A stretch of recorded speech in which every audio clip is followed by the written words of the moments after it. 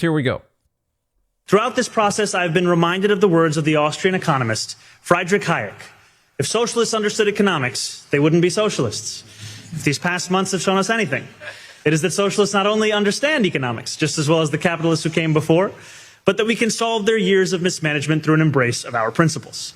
There is nothing fiscally responsible about balancing the budget on the backs of working people. So, socialists not only understand economics, but socialists are now going to come in and fix their years of mismanagement. And so that's awesome. By they, I assume he's talking about the, let's just say free market or capitalist. He said capitalist. You know, he began talking about an Austrian economist.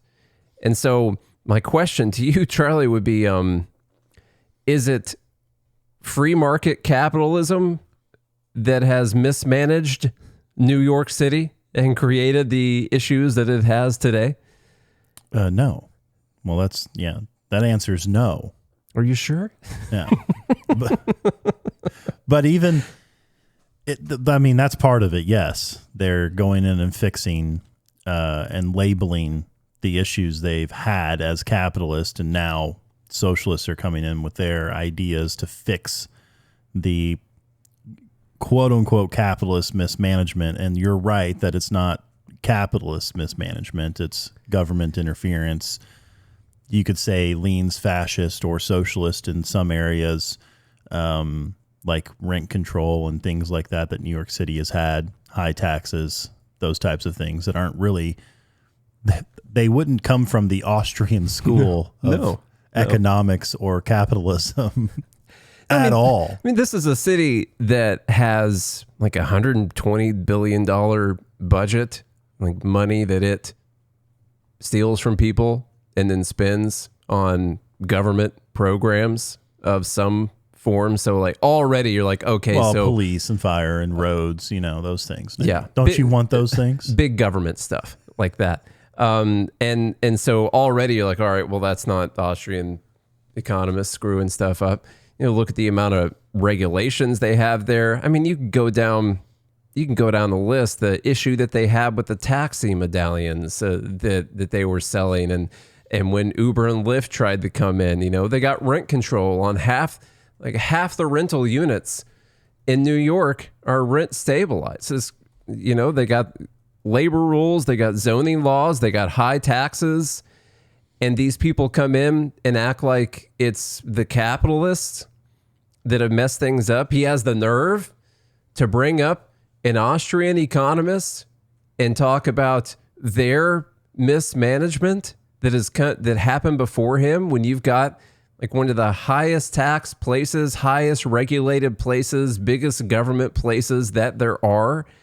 And now you're going to come in and blame that on too much free market capitalism that happened in your city.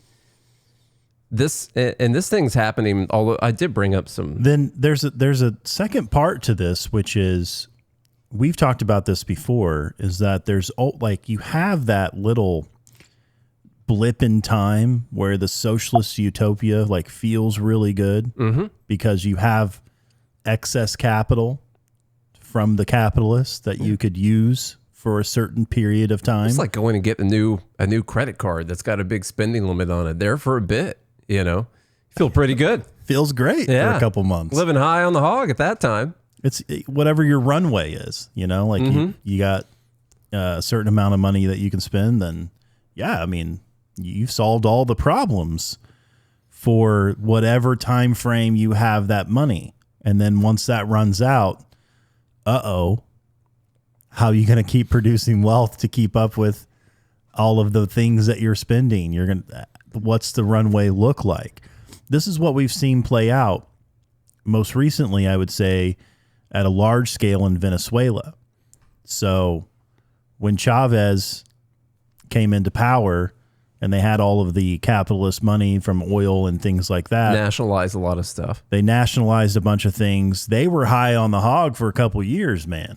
People were getting free education, free health care. They were running around the streets, people celebrating. in America, like Bernie Sanders. Were talking about how great they were doing. Yeah, everything was amazing. And then once that runway ran out, the utopia crumbled much more quickly than it was ever even established. Well, because the problem with socialists is always that they don't know how to create new things. They can only look at a snapshot of what exists right now, talk about its inequity, and try and redistribute it out to people, but they don't think about how to create the next thing that keeps that going. Because they have no idea. If they knew how to create things, they'd probably be capitalists. And so it works for a little bit until you're done redistributing everything, and then there's nothing left to redistribute after that. Or as Hayek said, if they knew anything about economics, they wouldn't be socialists. Exactly. Exactly. I've got a bunch of pointless stats and stuff that the socialists wouldn't really care about, but absolutely not suffering from too much free market mismanagementism in New York. They've had these rent stabilized apartments for decades. Half their rental units on the market are rent stabilized. They rank 50th in overall freedom, combination of personal and economic freedom. They rank 50th out of the states. They rank 50th on tax competitiveness in the states, and people just aren't going to care. And it just reminded me of this poll I saw come out. It says America's support for capitalism has declined over the last decade. Just under half of Americans say capitalism is working very well or even somewhat well, down from 60% who said so about a decade ago, according to a new Wall Street Journal survey. Only 35% are even fairly sure that the nation offers people the ability to get good jobs and achieve the American dream. To which I would say, capitalism? Is that really the problem that people are suffering from right now? I don't know how to describe it. It's like being gaslit. Only the person gaslighting you can put you in prison if they don't like you. You know? By the way, this is why words matter. This is why the truth matters. Mm-hmm. This is why, like, you can take something that it's not and label it as that thing, and then you can actually get people to believe that the thing that's causing the problem has a label on it that is not true. Yeah.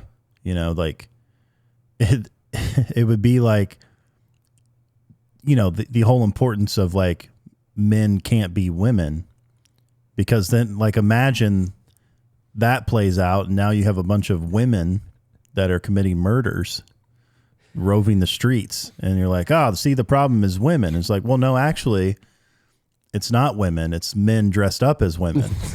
I just saw T-Dub's comment in there. He said, pretty sure he got the idea of tax-subsidized groceries from Hayek. Yeah, that was one of Hayek's big things, was tax-subsidized groceries. We're not suffering from too much free market capitalism right now. The thing that people are upset about is how much the government has intervened in the markets. Almost every criticism of capitalism these days is actually criticism of something the government has done to screw up capitalism, to decide that they know better than the people acting freely in the market would ever know. And that is the thing that they were upset about. And I was just going through some stuff on the Doge website, where they talk about how many agency rules created by unelected bureaucrats for each law passed by Congress in 2024. You can see on this graph, it's many, many more rules created by our regulatory bureaucracy. You can even look at the Code of Federal Regulations. They measure it. Like when you go and you try to see how many regulations are there, you can't find the number. The closest you can get are either how many pages there are in the book or how many words there are in the book. They can't even tell you the exact number. And right now we're sitting around 100 million words in the book. 215,000 sections of regulations. Yeah. Gosh. Well, it looks like capitalism to me. That's too much free market capitalism, man. Let me tell you what. All right, number two, let's talk about flock. A lot of people talking about flock these days. I see videos of people cutting them down, or stories about people cutting them down or destroying the cameras. And I think we're heading toward a dangerous time right now. I get the appeal of stuff like this, and it's not all flock, basically Flock has become the brand name for like smart cameras that governments have installed in places. But so we'll say Flock in this instance, and it doesn't mean it's always going to be the company Flock that is running that system. I don't want them to send cops to my house or anything, so I just want to get that disclaimer out there. Was this the Peter Thiel backed company? Seems like it would be, but I don't know. I think so. I'm not sure. Yeah, I did a interview with a guy named Jeremy Todd, who's running for Congress in Kentucky in Massey's district. And if you're in that district, you should vote for Jeremy Todd. And he did a good job breaking that down. That just imagine if this whole system was fully implemented during the COVID pandemic. We're only a few years removed from all the COVID craziness and our crazy woke crusades that were happening. And just imagine if this whole system was fully implemented during the time that all these governments were trying to clamp down on everyone's personal freedoms, freedom to travel, things like that. Imagine if they were looking for whether or not people were wearing masks in public. You know, that the cameras would be very useful at doing things like that. I get the appeal of these cameras. This idea that like a crime happened and you can find the car going down the street. Like I watch a lot of crime shows, you know, and typically the one where they were able to find the person with cameras. Like that's where you're like, awesome. They're going to solve this crime.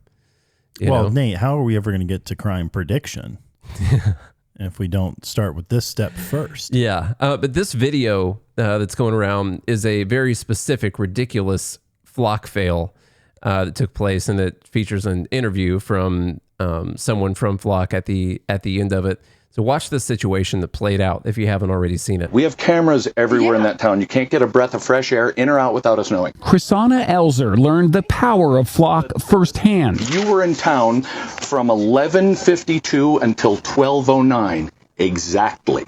Like I said, nothing gets in or out of the town without us knowing. When a Colorado police officer showed up at her door holding Flock snapshots of her truck. And here's when you left at 12:09. That's when you left town. To get?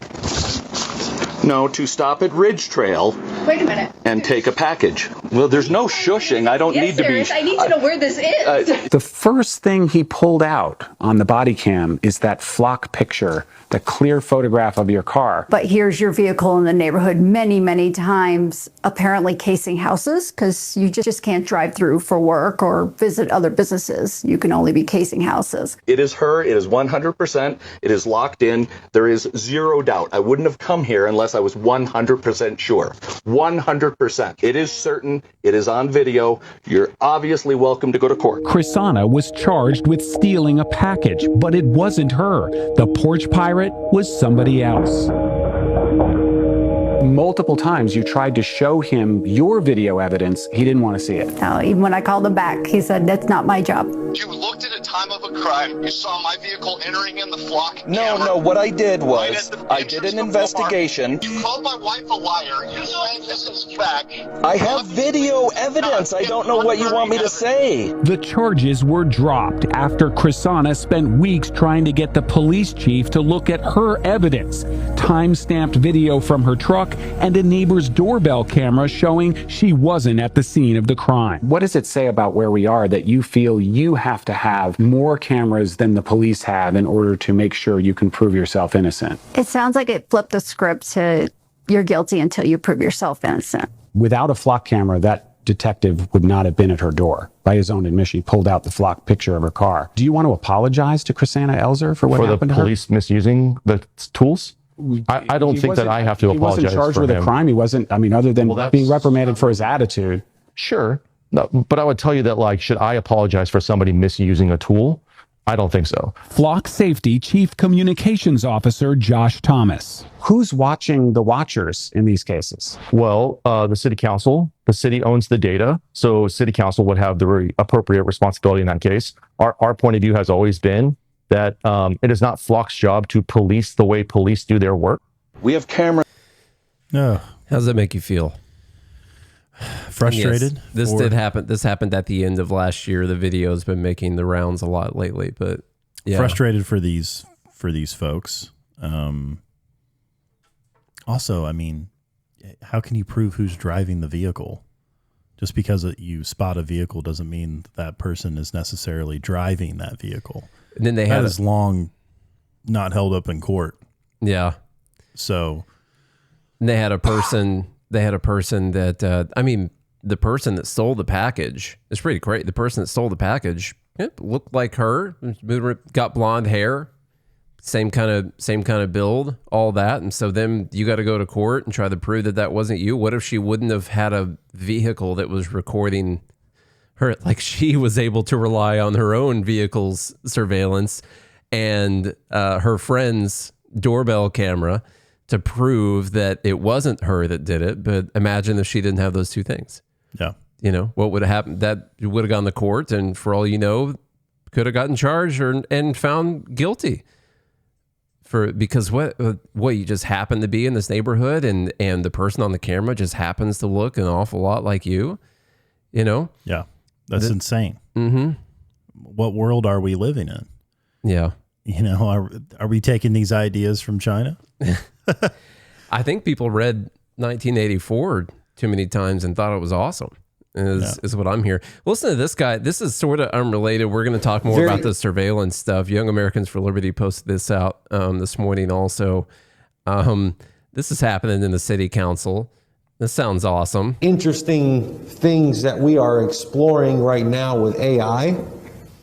Code has already looked at a software that will put cameras on trash trucks that drive up and down every single street. And that software has the ability to identify bad roofs, broken windows. We could easily, if we deploy this, we could look at saying, tell us when there's construction material at the curb. Because if someone's got an entire tub and a kitchen at their curb, it's likely they're doing a remodel that needs a permit. So we're not there yet. We've demoed it and we've looked at it. The issue then becomes, well, what if we get 3,000 of them a week?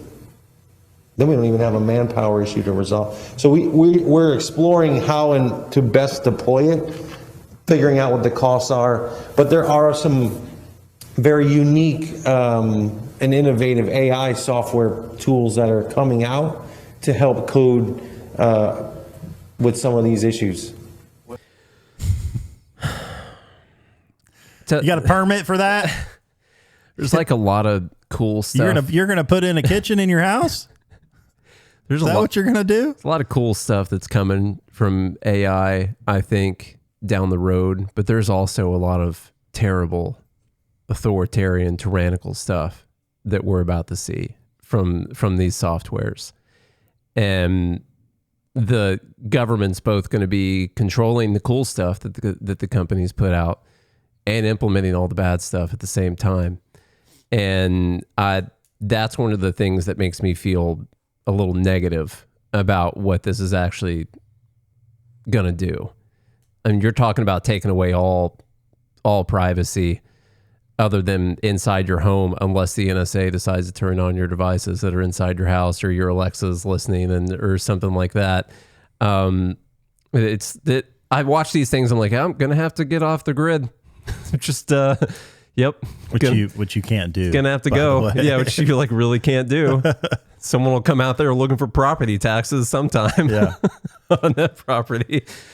Yeah, so, this is wild. I think obviously these tools can be useful in helping to solve like real crimes. You do see, like Nate said, we've watched plenty of shows where criminals do get away, and I think that criminals should obviously pay for their crimes, but not at the expense of innocent people. How do you rein in the government misusing the tools? And that's kind of what the main guy at Flock was saying, is like, why should I apologize for what the police is doing? Like, we just created the tools. You know, it's their job to manage, you know, how they police and utilize these tools in a similar fashion. it's their job to manage how they utilize their guns or their tasers or handcuffs. Well, you're going to have to any other type of technology that police are using in their investigation or stopping of crime. The guy mentions that, well, it's the city council that you go to. And my immediate thought there was, you know, these people in government, they will lie to protect their continued ability to use these things. Like, even if you tell them the injustices that have happened, the violations that have happened with these things, they're more likely to cover it up so they can keep using the software, because they don't want to admit that they came out and implemented something that was like violating people's rights or getting people arrested that were innocent or anything. They don't want to do that. They're more likely just to sweep it under the rug or not pay attention. So this is going to take a lot of people to make a lot of noise on this, and it's happening. You can see Flock is out there, and the people from Flock are out there posting news stories about Flock cameras being used. Like this one, this guy works at Flock. I can't remember what his title was, but they said last night a 3-month-old that was kidnapped in Marshall County was located with a Flock camera in a totally different county. Crime solved, missing people found every single day. And that is something that happened, and the news article does reference that a Flock camera was used to spot the vehicle, and to which I would, you don't know for sure that the baby also would have been found, but people have been putting out bolos on license plates for a long time and finding vehicles. Like, typically when you got someone's license plate number, it's probably a higher likelihood. Like, you know the person that committed the crime, you know what car they have, you know what their license plate number is. It's probably a matter of time before that person is found. This probably led to them being found quickly, and I'm glad that this happened, that they were found quickly. But these are the kind of things they'll dangle in front of you. Like, people over time, we know, will give up more and more of their liberty for a little bit of security. They'll always do it. It's always going to be like, here's how it's going to keep you safe.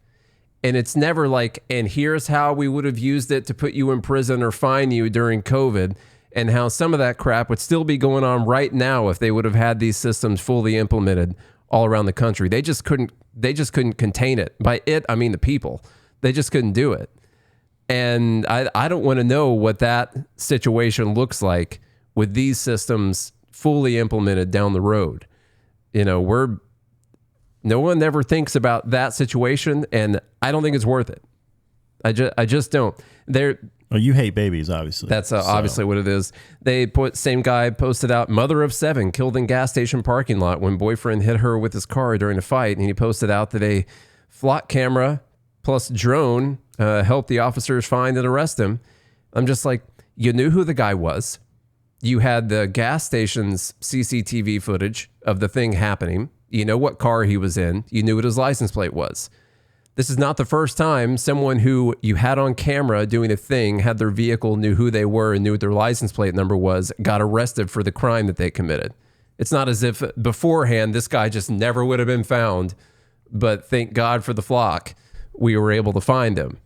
You know, that's like the world that they're trying to present to people right now. Like, this guy just would have been that just never found. It would have been impossible to know. So, we did have the story of the Milwaukee police detective charged with misusing Flock surveillance cameras. You brought that one up yesterday. And then there was an investigation into an investigation of. Well, this guy had investigated people for misusing Flock, and he was doing the same thing. He was doing the same thing. Yeah.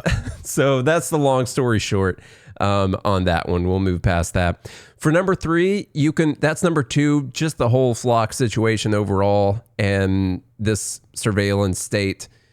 The way I said it on Wednesday's show was we are currently building the infrastructure for the dystopian authoritarian nightmares that we have been talking about and warning people about for a long time. We're doing it right now.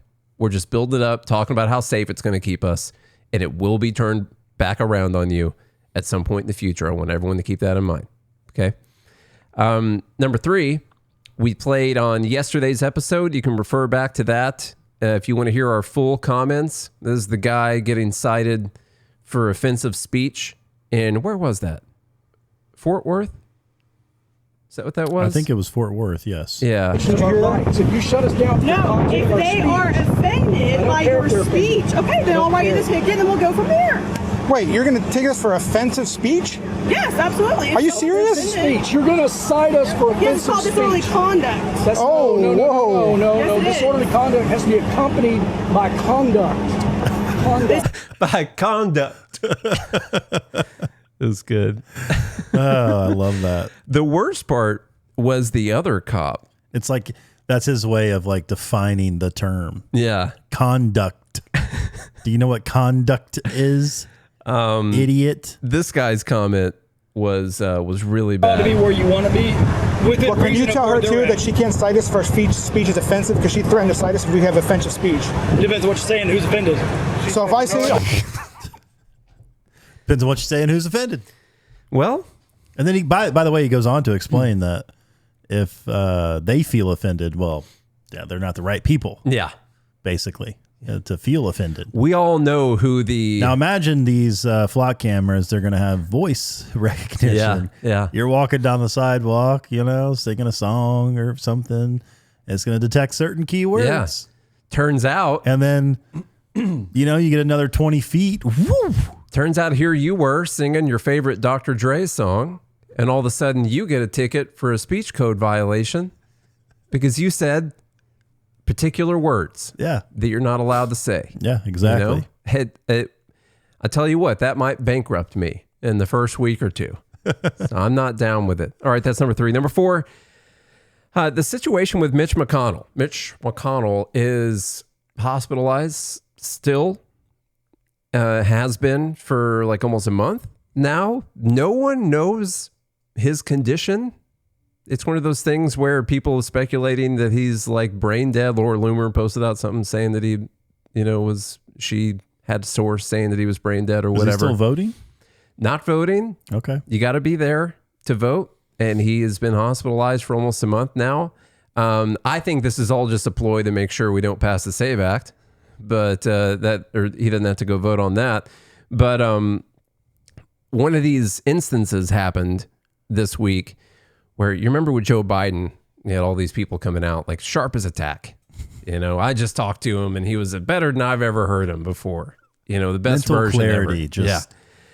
And so we got that from Scott Jennings this week, who came out and said, I spoke to my old friend Mitch McConnell this morning, the senior senator from Kentucky, just in case you guys are wondering if it was a different Mitch McConnell that he was referring to. Senior senator. And he's definitely senior.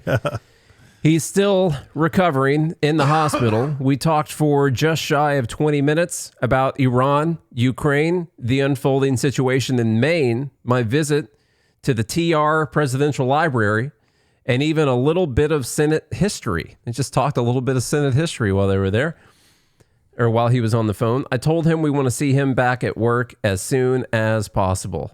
And if you can imagine, there's only one reason this post has 13 million views. That's because the ratio on it was beautiful, because it even spurred a bunch of people still posting about, I just got off the phone with Mitch McConnell and here's all this. And it's just a list of things that you support and that, that's what you're talking to Mitch McConnell. Yeah. Thomas Massey had a really big one. Bunch of people have been doing that. Not us, because I don't like jumping on trends, so we haven't done it. And so this is happening right now. He also got asked on CNN when he was talking about how he talked to Mitch McConnell. They're like, well, could we get him on the phone right now? And he's like, well, let me filibuster this until the commercial break. Here's that response. Think he'd be willing to call into the show? Could we get him on the phone now? I wasn't really expecting him to call this morning, to be honest. So when the phone rang and I was able to talk to him, I was frankly pretty grateful. I mean, as I said, I've known him since I was a teenager. If it hadn't been for Mitch McConnell. Which thing do you think is more likely? Scott Jennings' story or Juicy Smouillet's story? But what I find most interesting is next year, Scott Jennings is going to come out with a book about Mitch McConnell's decline. Yeah. And he's got the inside details. Yeah. And how the rest of the media was lying about it the whole time. Yeah. Yeah. He's going to blow the whistle on the whole thing. He will. It's true. It'll be a New York Times bestseller, too. I just wanted to take this opportunity to tell everyone that we are at close to the peak of average ages in Congress. So that's pretty crazy. The Senate, the number is not as high, but that's because there's also a lot of young people. So the average is just under 64. And that's off its peak from like 2018 or 2019. Down in the lows was in the 80s. That was down at 54-ish. There's also 24 members running for, 13 of the 24 members running for re-election that are over 80. This is a chart. These people are all over 80. On the left side here, it says running for re-election, uncertain if they're going to still be alive in the middle. And on the right says not seeking re-election. This red dot right there is Mitch McConnell. Somebody's 92 up there at the top. Is that there? Chuck Grassley? Uncertain. I think it's Chuck Grassley that's 92. Bro, I think he's the oldest one. Take a break, man. Yeah, I know. You know? Haven't you done enough for your country at this point? Done enough to destroy America? 92. Must you do more? Really? 92. Listen, the scenario is stupid. Really, Scott Jennings is the dumb for this. The fact that we have so many people that are over the age of 80, the fact that so many of these people get into office and then they're just there. They're just there forever. I still blame the people. And isn't there something called like elderly abuse, you know? It seems like elder abuse. That's what people were accusing Jill Biden of during the Biden times. Well, you see there's this elder abuse that takes place. We have like special laws on the books even. And why? Well, it's because as people age, they kind of morph back into children a little bit. It's almost like they can't consent. Mm-hmm. You know, they can't make the same decisions as they could when they were a super cognitive adult. You know, you kind of start to look like just a child again, you know, bald. Yeah. You know, I would still just argue, number one, why they shouldn't have as much power as they do have. Number two, the people should make better choices, especially when it comes to the primaries. Number three, we should repeal the 17th Amendment. That way, when these things happen and Mitch McConnell does move on, you know, in life, after life, that the state could just easily appoint the person as they should have been doing in the first place, and not leaving this to the popular vote, because the Senate is supposed to represent the states, not the people. They're supposed to represent the state's interests. The House of Representatives represent the people that are in the state. You don't need two different bodies representing the same group of people. You should have those separated out, just like the founders did it. And the 17th Amendment is one of the worst amendments. And actually, if I were to just choose one to get rid of, people might disagree with this. I would choose the 17th. Interesting. Because I think that would solve many of the other issues that you see with many of the other, that you might point to with many of the other amendments. I would choose the 17th. Interesting. I could see that. I know people might say Federal Reserve, stuff like that. I get it. Income tax. Yeah. The 16th. They'll just find other ways to take your money. You know, the actual, So I still hate the 17th about more than everything. Scott Jennings also makes it for number 5. Hang on. If we didn't have the 17th, so you're in favor of slavery then? What do you mean? That's the 13th Amendment. States' rights. Yeah. You know? Yeah, the 13th before the 17th. You're saying Virginia would, be able to voice their opinion about being able to retain their slaves. I don't think that means that I would be in favor of slavery, but I'll ask the ChatGPT about that and see if we can connect that chain of logic. See how that works. I'm not a professor of logic like you. Or Norm Macdonald. That's a nice little Norm Macdonald reference there. Number 5. We only got a few more left. Don't worry. And if you're a Republican, still hanging on right now, even though we said something bad about someone who's a Republican, don't worry. Our final 2, we're going to make fun of Ebonics and the women's soccer team. So don't worry. It's going to be fine. You're going to feel that pick me up at the end of the episode. All right. So I just had to give you a disclaimer before we talk about Israel, our greatest ally. So there's apparently word that there was an impending assassination attempt or plan or plot on Trump by Iran. And at the end of this big, long, drawn-out statement, Scott Jennings takes the opportunity to say, well, for those people who are upset about us having an alliance with Israel, well, they're the ones who just told us about Iran's plan to kill Trump. Here's him saying take it out of there when they want to. Thanks to the United States military. So that's number one. Number two, don't mischaracterize what I said. After the military victory, they gave diplomacy a chance. And as the president said repeatedly, he always said, I would like to have a deal. I'm prepared for them to not behave, in which case they get nothing, and we have to go back to a military option, which is where we are today. Where it ends, I don't know.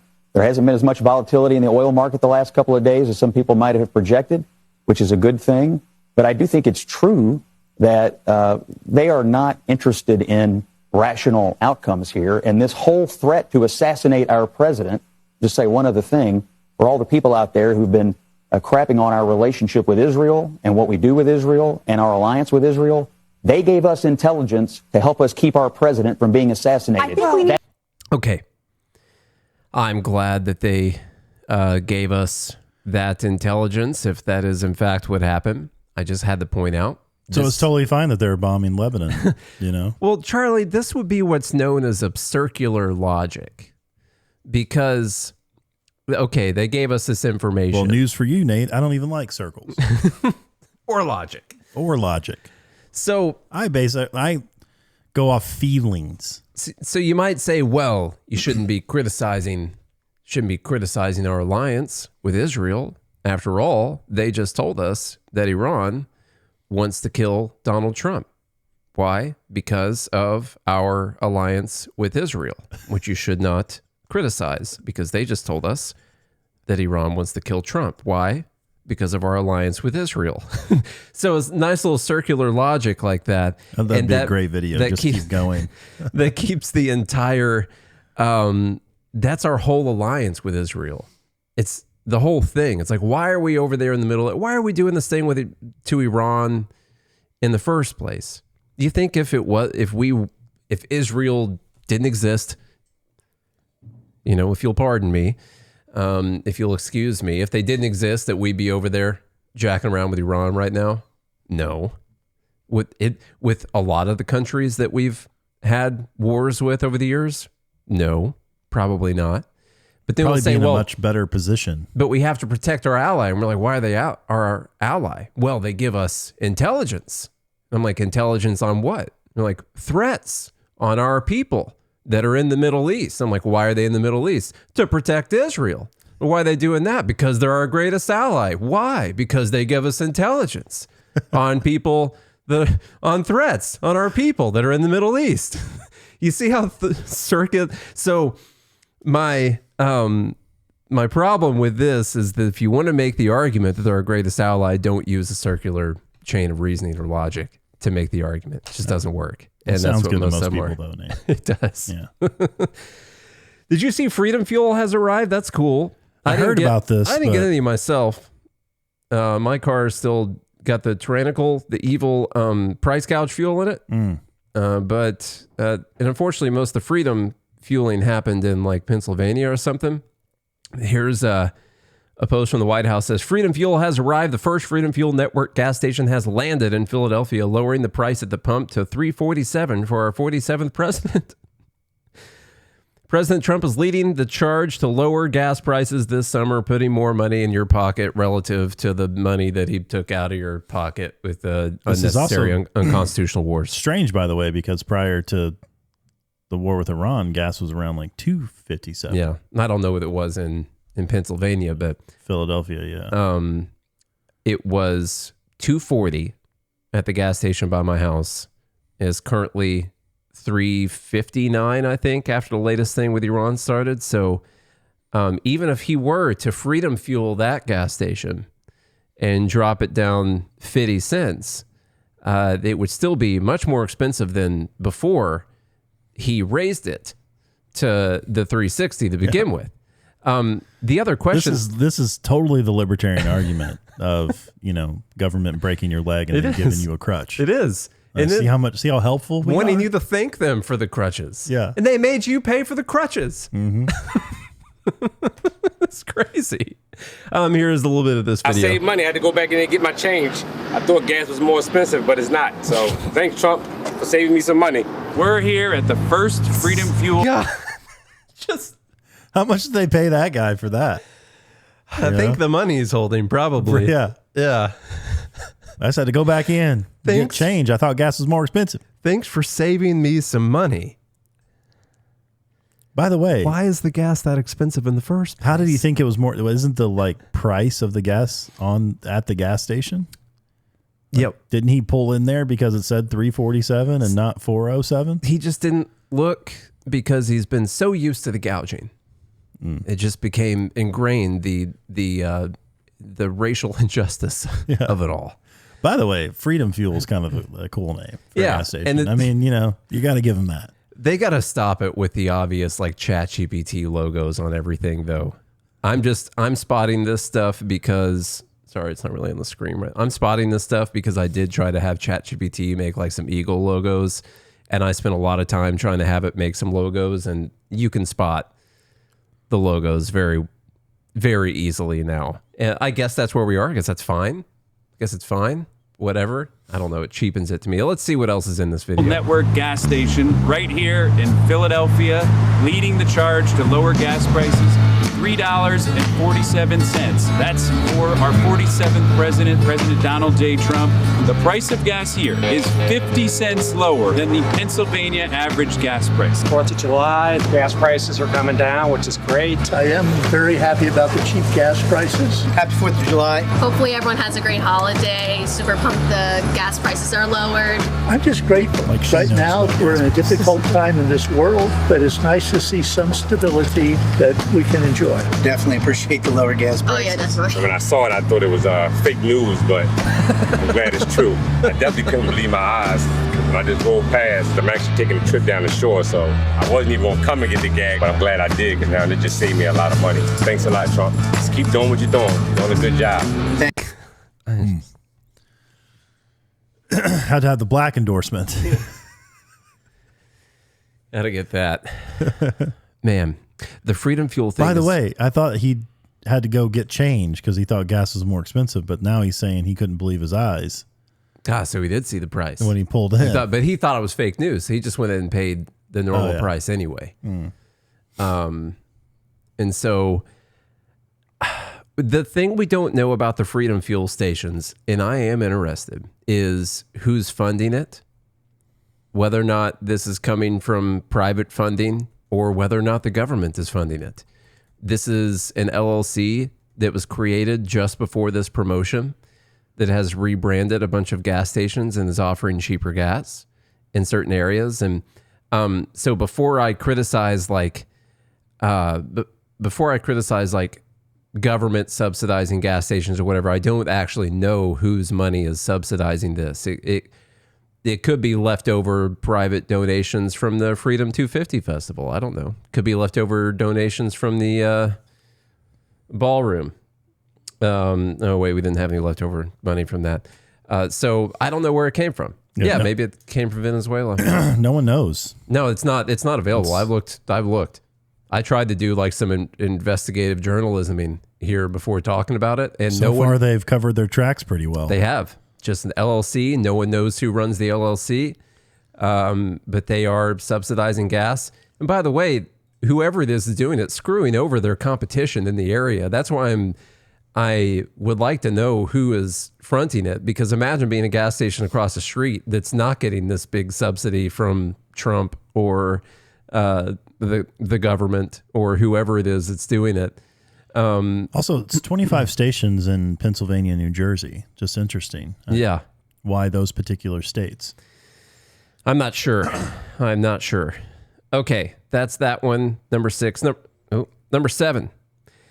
Activists demand Black English be pushed on kids in California preschools. All right, that's fun. What's that? What's Black English? Well, you might know.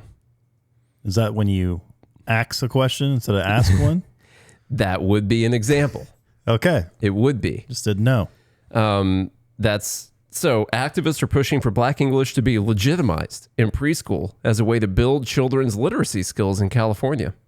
The Black Californians United for Early Child Care and Education, or Black Geese, is part of a movement to challenge, quote, harmful language hierarchies and affirm Black English as a legitimate rule-governed language rooted in Black history, culture, and community. All right, so that's good. I don't understand. Like, we teach like proper English. We don't even include like. See that word proper? Yeah, but we don't even include like comes from white supremacy. But we don't include like white slang. No. You know, like that's not included in formal education. We don't include Mexican slang or Spanish slang. No, like if someone from backwoods of Tennessee goes in there, their kid goes in there, and they're not going to like legitimize. I don't know. A lot of teachers probably wouldn't care. Not all English teachers are, or language arts teachers are my mom.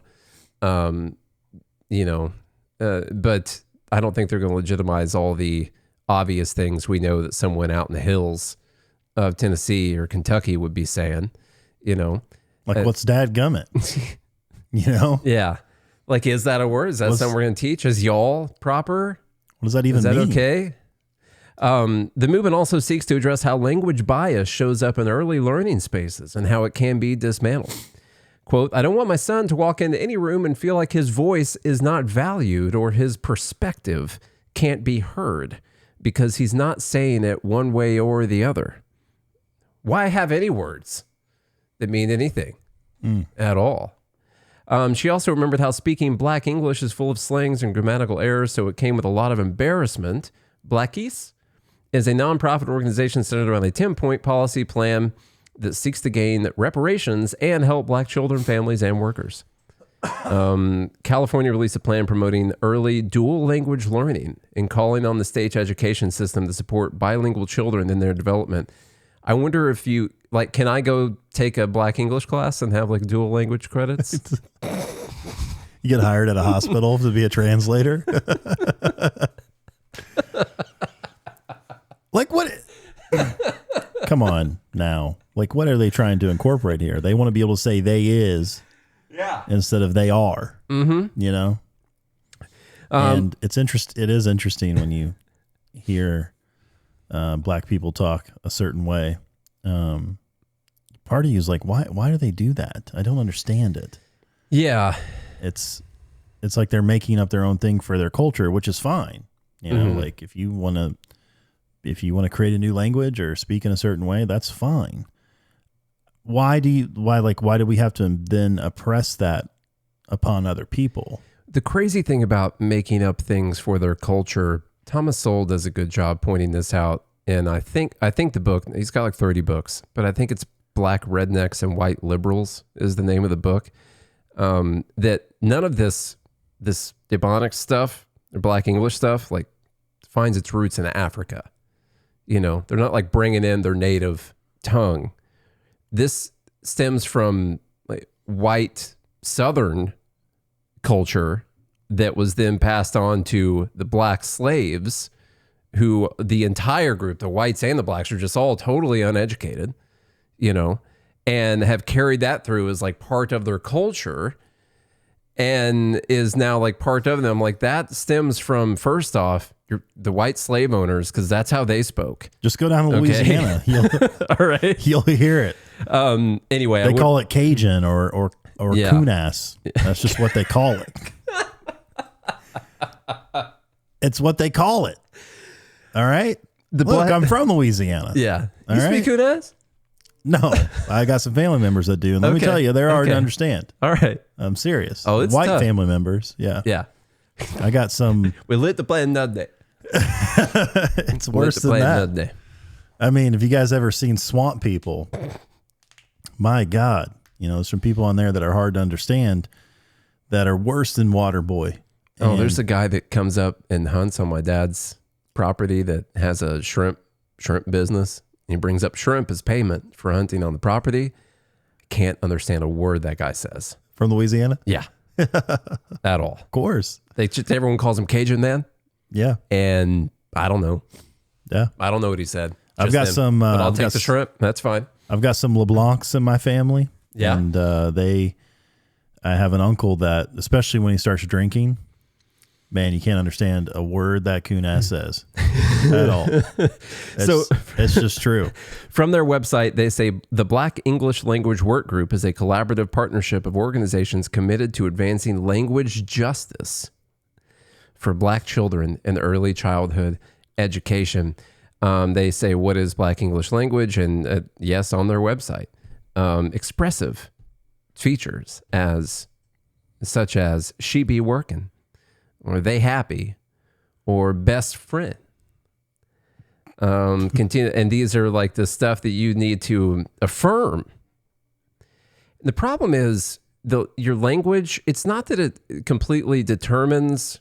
There's a lot of science on this stuff. It's not that it completely determines what you think or how you think, but your language does sort of affect your thinking processes that are going on. Like if you think, when you're thinking in your mind, you're using language to do that. I freaked out one day. I was like, wait, people that speak Spanish, they're thinking in Spanish in their head? That's crazy. Oh, by the way, not everybody has an internal voice. You're right. Which is the strangest That's thing. weird. Yeah. You don't even think, you don't say words in your mind, which is, we got to study those people. Dude, I'm one of the most talkative people you've ever met in my head. Yeah. For sure. Oh yeah. I have arguments with all kinds of things inside my head. Whole thing. I'll do a book a day in there. So, it is important. You think about language almost like learning a code, like a coding language. And imagine if you're like, yeah, we got this Black coding language. And so we're going to bring it in and put it in on this terminal here. And it's if they din be. And the terminal spits out like, well, I don't know. I guess just burn the building down. I'm not sure. And so it's like it doesn't compute as well. Instead of if-then statements, it's if-day statements. All right. Let's move on to number 8. If they did this. You know what I'm saying, man? Shit. Okay. All right. Final dumb bleep. Final dumb bleep. U.S. soccer in general. Okay. The men suck. Continue. Yeah. No, I mean, they got it to the round of 16. Oh, and they looked awful, by the way. They shouldn't have pulled that whole mess with getting that dude back on. It just messed with everyone's. First off, it got Belgium heated. Like, you don't want to do something to, get your opponent, all fired up about something beforehand. You got them pissed off. I'll tell you what. Look, a lot of people, let's just talk about soccer real quick. I don't know much about it, but I've watched quite a bit, especially since my son wants to play and has started playing. So I've watched a lot more soccer. I've tried to learn a lot more about the game, some of the plays, positioning. I've watched Ted Lasso, so I really understand it now. I have to say, to me, when I watched the U.S. play against Belgium on Monday, it looks like they threw the game. Really? Yeah. I mean, I remember there were a couple times where Belgium would, get a shot on goal and they would block it and they would hit it up in the air. And you have all the U.S. players standing, no one's going after the ball. And then Belgium gets possession and then scores a goal. So you're calling conspiracy. You want to look at the betting markets. Based on my limited knowledge. That's what I'm saying, limited knowledge. The goalie makes an unbelievably weird mistake by kicking the ground. How does that happen? Maybe they all went out and got hammered the night before. It's possible. I don't know. Look, Belgium probably is the better team. If you just want to talk football statistics. However, part of me thinks there was a little bit of throwing of that game. Just based on the way that it looked. Well, you heard it here first, folks. As far as the athletes on the pitch. Do you think... I wonder if anybody else has that same sentiment. I'm curious. Do you think Israel was involved with this too? I'm not going to rule it out. You shouldn't. You should never rule that out. I don't rule anything out. I'm not even sure the men's team played on Monday. This is... Honestly. I mean, I'm pretty sure this was a part of the reason that the assassination attempt on Trump was thwarted, because the U.S. lost. And so Israel handed over the World information. That's what was part of the bargain. Yep. Probably. Okay. Well, I have a source that says that there's something fishy going on. I mean, when you think about it, really, like, doesn't it make more sense what Charlie just explained?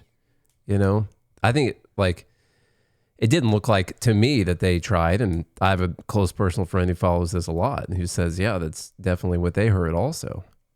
So, you know, sounds like gospel. Yeah. That's proof if I ever heard of it. So, well, it turns out it doesn't matter how you play in U.S. soccer because everybody makes the same. Yeah. So including whether or not you play or don't play. The story with the women's team. Now, we have been on the forefront of making fun of this through the years. We were there when this happened. And of course, as you may know or may not know, the women's team gets half of the men's prize money that came in. Is it impossible for men to live in a world where the women don't take half? Well, Honestly. Nate, it's only fair though, because the men get half when the women have prize money. I feel like there's an imbalance that's going to take place there. I mean, at least the women, they'll get half of what the women win for like winning the World Cup, because the women's team, which by the way is still less of a payout than the men got for just going to the round of 16. Yes, a lot less. So because of sexism, social injustice. No, it's that's happening. It's simply, you can look at just the size of the stadium that they play in. Like, well, they should put the women in the bigger stadium. They'd be empty. That's the people, problem. People will come. No, you get the women in there, a bigger stadium. They know what the demand fill is. The place. They know what the demand is for tickets, obviously prior to the game. Within a smaller stadium, why don't they just charge like 5 times as much for the tickets? People won't buy them. Because of sexism. No. That's why. That's clearly what's happening. It's because the product isn't as good. They win. It doesn't matter. They win the game. Yeah. Don't you want to see them win the game? What I find funny about this story is that they've tried to come up with a way to like make this equal and fair, but I think they've kind of done the opposite of that based on the amount of money that each side actually brings into the coffers. Yeah. So imagine... It's very unfair. Yeah. The women's payout was already unfair when they were making what they were making. Yeah. Imagine that Nate and I like go into business together, okay? And each of us, based on what we do, we put in the coffers, you know, and one guy's doing all the work. And the other guy... This would never happen. The other guy's doing like... Or girl, sorry. The girl's doing like kind of the same work, but it's not producing the same results. But then at the end of the day, you just like... You split it 50-50. Yeah, I just described every marriage in America. A couple the 2 top comments on this post from the headline we read about them splitting the money. This person says, our women team deserves to be paid more than the men. They actually win. Next one down says, I'm cool with this. The women team seem to perform much better and are several times more consistent than the men's team. I'm tired of the men's team not being able to get past round 16. The round of 16. In fact, the women should get more for doing better. So in both of those, there are words that that shouldn't exist. I just said one of them when you're talking about like economics. The first one says they deserve. The second one says they should. When in fact, what's happening is just the result of the revenues that come in from the tournament, which the men's tournament is vastly different revenue number than the women's tournament because way more people watch the men's tournament than the women's. That's just the basic math on it. I did bring in some of it. That's what I want to say to these two people. It's like, okay, well, why don't you go to the games? Yeah. Why don't you watch them on TV? And maybe they do, but there's just, in general, like the money that comes in is just not the same. I would imagine there's probably a lot of teams that have like men's teams that would probably kill their women if they tried to play soccer. So I don't, maybe there's less countries involved. I'm not sure how that works. I've never looked into how good Iran's women's team is or anything. Maybe they're great. Maybe they're really great. It doesn't, not should, not deserve. It has to do with the amount of money that comes in. And so U.S. soccer is going to keep 20%. The remaining 80 is going to split evenly between. Now, they are going to wait until the women's team qualifies for the World Cup next year. And the payout goes to the team members, $246,000 per team mate for the team that qualifies for the World Cup next year, just simply because the men made a bunch of money. And as you said, they do split with the women also. When the women inevitably make it further than the men did this time around, the men are going to get half of that too. But let's just get into some of the numbers on it. I did use one of the AIs to pull this up, but if you go back in our previous episodes, I did this back when you couldn't just ask an AI to give you the numbers, and these are accurate. Remember back in the day when I had to read like 50 articles to find all of the actual information? You actually had to count the tickets, the number of tickets. I went physically and audited each one of the games. Headquarters. Yeah. Prize pools aren't arbitrary. FIFA distributes a portion of what each tournament commercially generates: broadcasting rights, sponsorship, marketing, ticketing, hospitality. The men's event is a vastly bigger business. So for the previous World Cup, we don't have the numbers for this World Cup, obviously. The FIFA total cycle revenue was $7.5 billion. Okay. World Cup Qatar rights sales alone was $6.3 billion, ticketing $670 million, hospitality $240 million. Marketing sponsorship rights formed huge additional chunk, $1.8 billion. Most profitable FIFA tournament ever, so $7.5 billion. And the you just say 2026 is probably going to be more. Yeah. The last Women's Cup overall, $1.1 billion. I believe is what's going on in this tournament generated. Sorry, the Women's 23 World Cup tournament generated $570 million in revenue and broke even for the first time in the Women's World Cup. They broke even. Yeah, so it still said this is FIFA's overall revenue, so this is including, and they're saying it was boosted by the Women's World Cup. Okay, that whole thing. So the craziest part is the ratio what the women get paid out.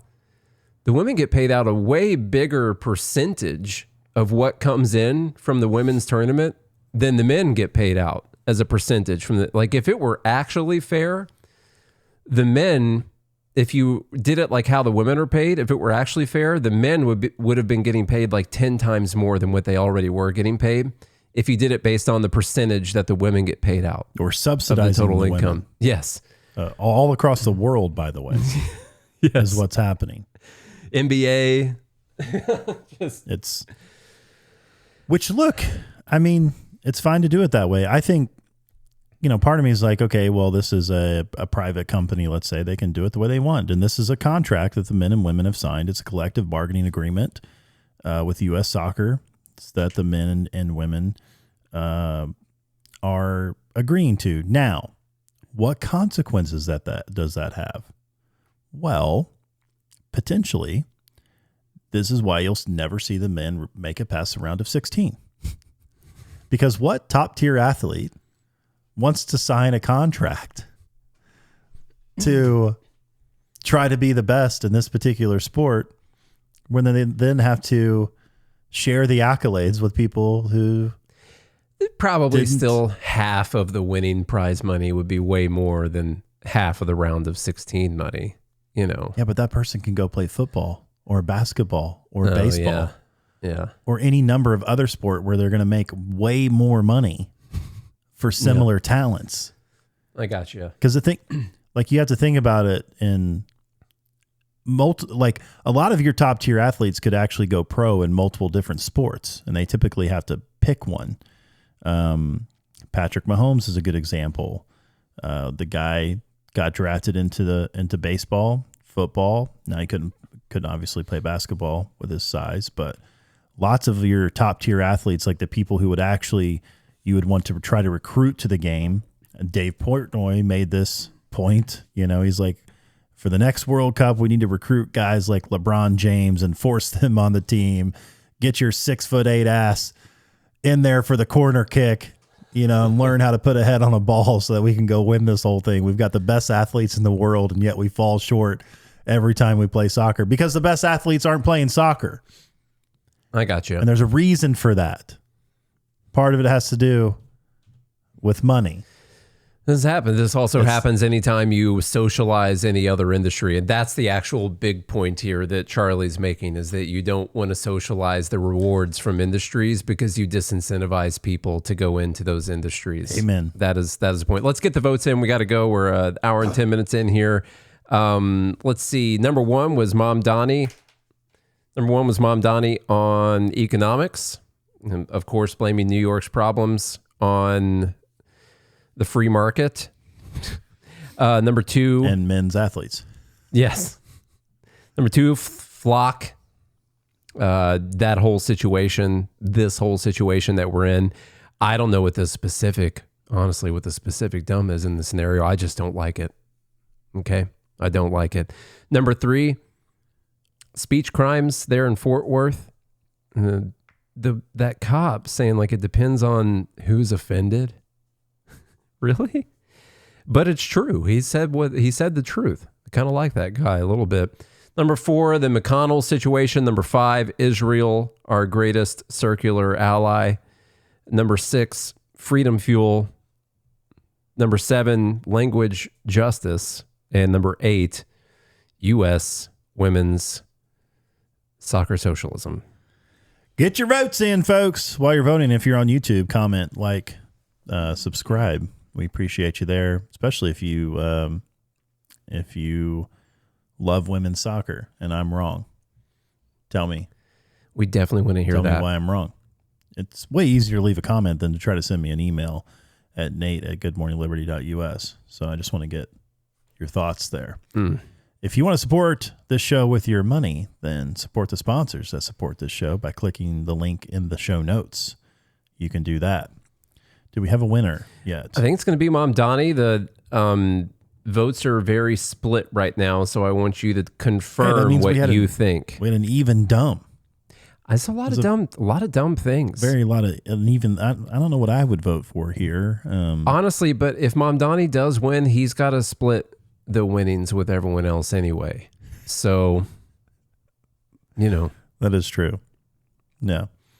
All right, well, you guys heard it here. Mamdani wins probably again. This is not his first victory. Oh, he's won a few times now. Dumb Bleep of the week. Mm-hmm. So this guy has a legit shot at winning Dumb Bleep of the year. He's getting himself out there a lot as far as Dumb Bleep goes. Yeah. All right. Well, this makes it into the Dumb Bleep of the year submission. Then Mamdani once again with his misuse of a quote, I would say.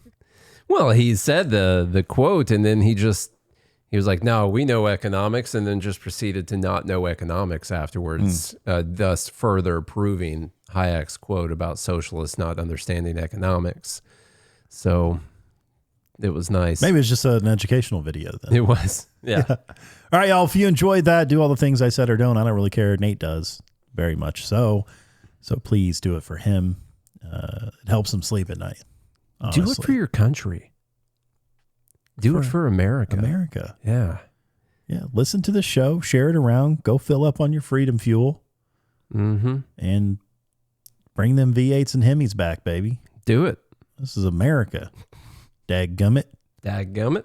All right. Do all those things. If you do, we'll be back again on Monday. Hope you have a good day, a good weekend, and a good morning, Liberty.